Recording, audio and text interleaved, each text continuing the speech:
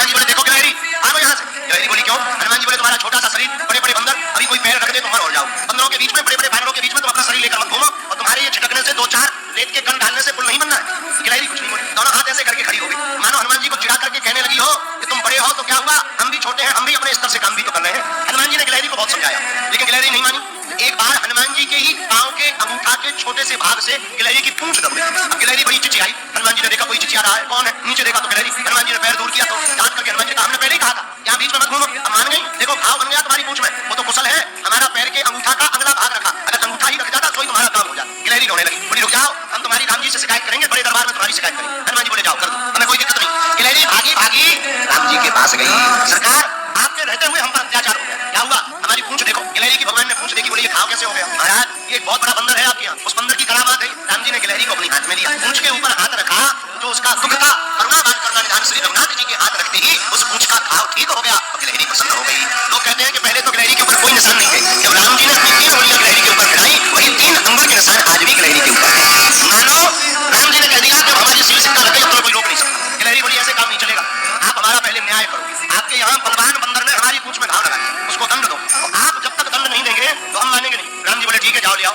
गिलहरी बोली पहले वचन दो कि आप दंड दोगे। राम जी बोले वचन। गिलहरी भागी भागी हनुमान जी के पास गई, बोले चलो आपको प्रभु ने बुलाया है बड़े दरबार में। हनुमान जी बड़े हंसे, ये गिलहरी बड़ी विचित्र, बहुत परेशान कर रही है। हनुमान जी, श्री हनुमान जी गिलहरी के साथ साथ राम जी के द्वार पर पहुंच गए। राम जी को प्रणाम किया, क्या बात है तुमने गिलहरी का अपराध क्यों किया? श्री हनुमान जी, हनुमान जी हाथ जोड़कर बोले प्रभु हमने अपराध नहीं किया, यही गिलहरी बीच की बीच भाग रही थी, इधर से उधर उधर कर रही थी, हमने तो रोका था बड़े बड़े बंदर हैं, चपल जाओगी चप जाओगी मर जाओगी। महाराज धोखे से हमारी ही पांव से इनकी पूंछ दब गई। राम जी बोले सुनो अपराध तो किया ही है, पर हनुमान जी ने गिलहरी से पूछा एक बात बताओ, तुम्हारे रेत के कण डालने से समुद्र का पुल बनना नहीं है, फिर भी तुम इतनी परेशान क्यों हो रही? राम जी बोले बात तो सही, बताओ गिलहरी। गिलहरी ने जो जवाब दिया उसको सुनकर हनुमान जी की आंखों में आंसू आ गए। गिलहरी हाथ दोनों जोड़कर बोली राम जी हमें पता है कि हमारे कारण से पुल नहीं बनना है, लेकिन इन बंदरों ने आपकी इस सेना ने बड़े बड़े पत्थर ला करके पुल बना दिया, 1200 किलोमीटर लंबा, महाराज 120 किलोमीटर चौड़ा। राम जी बड़े बड़े पत्थर लगे हैं, आपके चरण बड़े कोमल है, पत्थर है ऊपर खाबर रखोगे कहीं चोट लग जाए, आपके चरणों से खून बहने लगे, तो ये बनते तो बड़े बुद्धिमान है तुम्हारे हनुमान जी को ज्ञान एक रत्ती कमी, हम छोटे जरूर है पर हमें ज्ञान ठीक ठाक।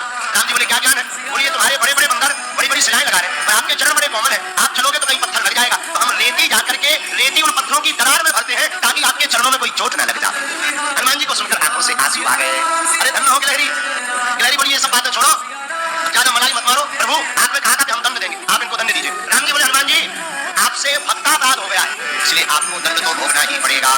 हनुमान जी बोले सरकार भाव इनका बहुत अच्छा है, अब जो भी आप दंड दें हमें सब स्वीकार है।